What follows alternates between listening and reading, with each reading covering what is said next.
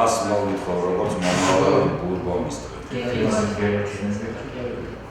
დაუყოვნებლივ დააპატიმრეთ ეგ ქალბატონი. გიორგი ერისთავის სახელობის დრამატულ თეატრში მორიგ პრემიერას აანონსებენ. თანამედროვე რეჟისორი გიორგი თენაძე გორელ თეატრის მოყვარულებს ფრიდრიხ დიურენმატის პიესის მიხედვით დადგმულ სპექტაკლს სახელწოდებით მილიარდელი ქალბატონის ვიზიტს წარუდგენს. ერთმოქმედებიანი ტრაგიკომედიის სასცენო ვერსია გიორგი ერისთავის სახელობის თეატრისთვის შეიქმნა. ფრიდრიხ დიურენმატის პიესის მიხედვით ვამზადებთ სპექტაკლს მილიარდერი ქალბატონის ვიზიტი ერქმევა. პრემიერა დაახლოებით მაისში იქნება და სულ ახლახანს დავიწყეთ.